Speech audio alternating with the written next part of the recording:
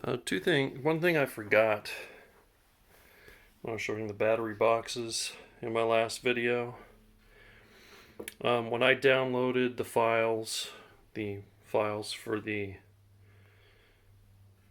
version 2 and version 3 droid R2D2 from the Michael Baddeley site, Patreon site, it was a year ago, and at that time there was a mistake in the files for the Mark III, the version 3 droid. This cutout was not there. The version 2 battery boxes are multiple parts that glue together, more than this one. The Mark III is just from here down is one part, and then this top is a second part, although I split it into two pieces because I was having trouble printing it. I mentioned that in an earlier video. But this was straight across. There was no cutout. I took the file for this part of the battery box from the version 2 R2D2 droid, loaded it into Mesh Mixer, and basically cut off the print on all sides of these mounting points, and then just enough that it fit in between the mounting points, and then I used a pencil to mark the outline of this cutout.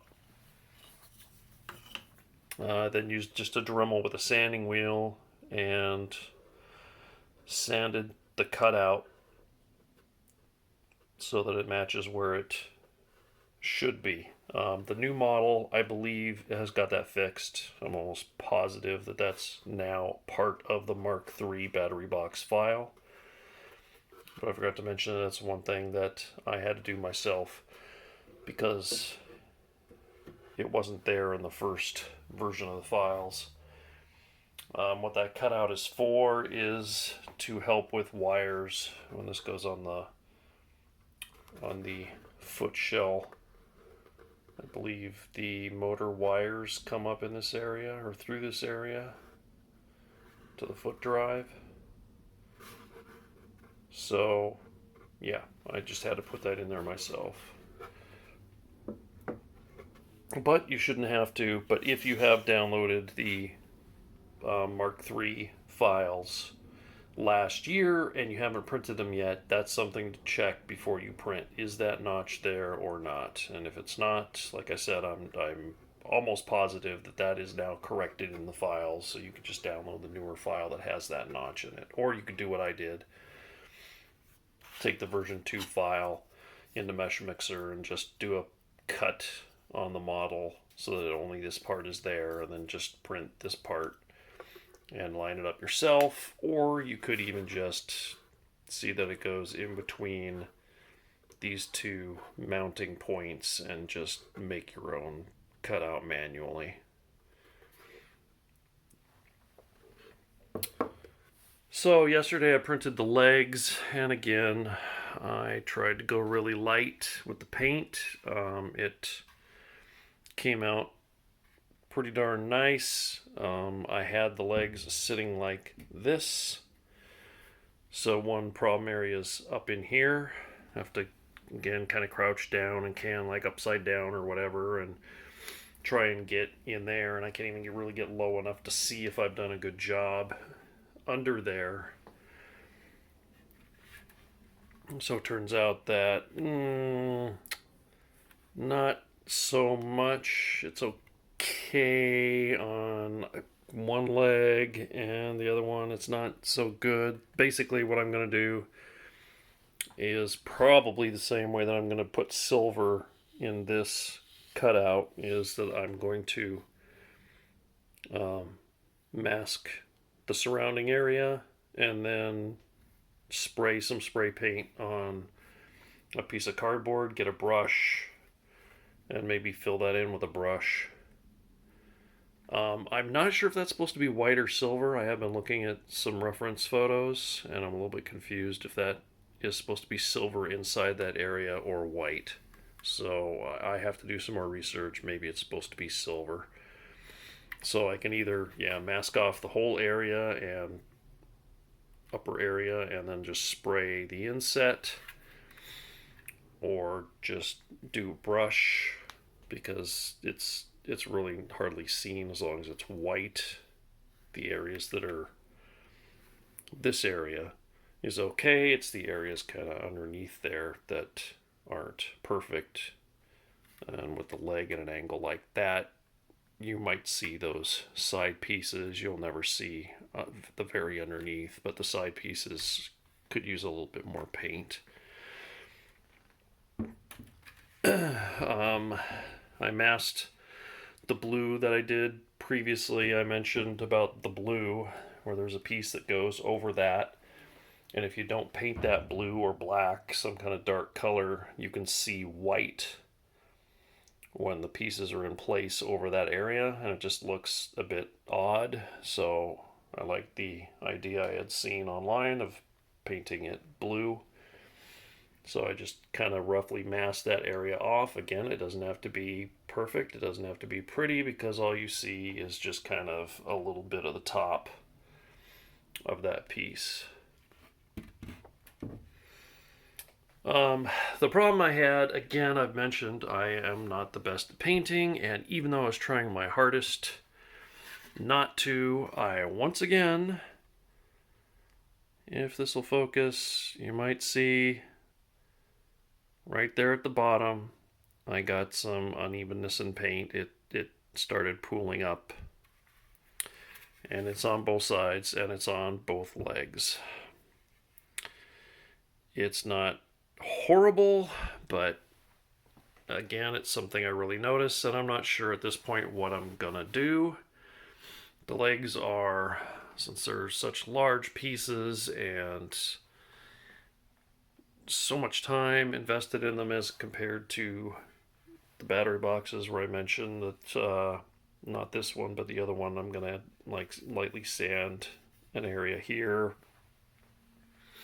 and here, and then also the top of the other piece didn't get quite enough paint, so I'm gonna put another couple coats of paint on the other battery box. I'm not sure what to do with the legs. I don't really want to put another couple coats of paint on them, because I'm worried that I'm going to mess something up even worse if I do that. The reason that paint pooled there is gravity. If you'll notice, gravity is going to want to pull the paint down. If you're painting with the leg standing up like this, it's going to want to pull the paint down to that point. So I think it's a combination of that, plus trying to get paint underneath here. So I'm spraying like this, and then I'm kind of spraying underneath like this, which gets some paint coming up here. And then I'm painting up and over the leg, and then gravity, plus having that extra little bit of paint there from kind of going underneath, trying to get the underneath, just made enough paint for it to start to pool up a little bit there on both legs. And yeah, again, if it wasn't for that, it would be pretty much perfect. I mean, that one there, if you can see, is not that bad. Looks like there might be a little piece of dust in there too.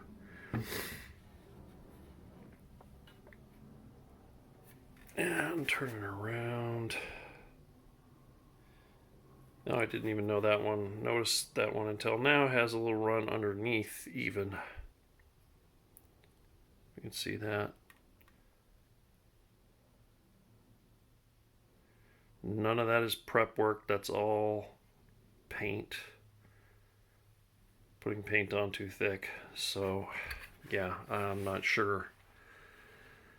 Not sure exactly what to do about that, because like I said, I really don't want to paint those again for fear of making something worse. And they're not, I mean, it's not, yeah, it's just that point where it's not like, oh my goodness, that's absolutely horrible, huge drip, you gotta sand that off and redo it. It's right at that point where it's like, yeah, it's obviously, I see it. You're not going to see it from a foot away. Probably you won't see it from a foot away. Do I want to make it so, it looks good from a foot away or even closer? So that's where I am with that. I just painted these yesterday, so this is my first actual look. I took the masking off, had the painter's tape around the blue area and around the bottom, because this bottom piece goes into the ankle up to here, and didn't want to build up of paint so that it didn't fit in the ankle. So that's kind of a rough edge because the tape was there. So I will be lightly sanding that, which is fine because I think the ankle actually goes a little bit higher than these cutouts. And anyway, there's the ankle bracelet piece that sits down on top of the ankle that goes in that area as well. So just a little smoothing out of the paint there. And maybe when I'm doing that, that'll tell me what it might look like if I was to lightly sand these areas. And also the other battery box that I'm going to redo a couple coats and sand a bit. I'll see what sandpaper does to the look and the finish to determine if, yes, indeed, I decide I want to take all of those areas that are just a little bit of pooled paint and knock them down and then respray or not. So really trying hard not to get those pools, and I still get them, and I know exactly why I'm getting them. I do light, and then eventually I get one coat that's just a little bit too heavy, and boom, that's it. Damage done. When I repainted the blue on the one that I had some drips, I actually held it like this, sprayed it, and then held it horizontal. So it wouldn't have a chance if I put it on a little bit too thick to run and pool down at the bottom due to gravity. But because these things, I'm painting the whole things, front, back, and sides, there's no easy way to really pick it up and hold it. If I saw that drip just start to happen, unless I was wearing gloves and I grabbed it around here, and then the gloves would be all covered in paint, and it would just, I don't think there was a way I could have avoided that other than just doing lighter coats, which again, as I said, all it takes is one slightly heavy coat and boom, there's the run. So, and I'm doing so many light coats to get the coverage so you don't see the primer underneath. That is just each coat is another chance to mess it up and put it on too thick. So I'm doing my best, but still come out with a little bit of drippage. Again, it's not horrible. It's just me being, OCD, I guess. Want it to be just perfect or whatever, and I know the body is not going to be. I can already tell just because my printer I printed the parts on, looks like the higher the parts got, the worse the alignment was. So putting that third ring on, I'm going to have some issues. I had a few issues putting the second ring onto the first ring, but looks like I managed to fix most of them. But putting the third ring onto the second ring is looking like it's gonna be even worse. So the legs did turn out pretty dang good, other than those little corners. And like I said, this is not a good example because the light in here is coming from directly overhead, and these are standing upright, not at the angle they would be when installed. But it's just right on that edge of, I should leave it alone and just not risk making it worse, or I should try to fix it and make it better where I can't yet decide. So just thought I'd throw that out there, that I actually did get the legs printed. So now I really do feel like I've got progress. I've got the legs painted, the battery boxes painted, the skirt painted. So the main thing that I need to focus on now is the body, although I do have the foot shells that are in prep process, the right and left foot shells. And I've got the horseshoes primed. I need to sand those and see if they're ready for paint. And then the booster covers that go in this area are primed. I know they need another batch of filler and primer, but I haven't even sanded them after the first coat of primer yet, because they have so many angles that that's going to be a bit difficult. So progress, and yet a little bit of sadness due to it not being absolutely perfect. But hey, it is an R2 droid, and who says they have to be completely perfect? And if I put weathering on, then that would probably cover that, although I haven't even decided if I'm doing weathering, because I'm even worse at weathering than I am at painting. So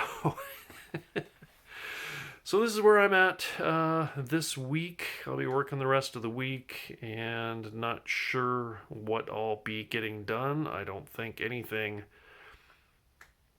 else will get much done on it in the next week, other than hopefully I'll get the third ring glued to the other two rings and start working on getting that ready to paint. But I don't think I'll be able to get that done and it ready to paint it next week. But maybe we'll have to see on the weather and how things go. And I'd like to try and fix that other battery box, since it's been several days since I painted it now. I think I painted on Tuesday, and now it's Friday. So these should be dry enough that I can take the other one and do the little bit of sanding that I wanted to do to it, and another couple coats of paint, and see what happens with it. And maybe that'll help me make some decisions on the legs. So just another little video showing some additional progress. It is nice, I have to admit, to have those things finally with their coats of paint on them.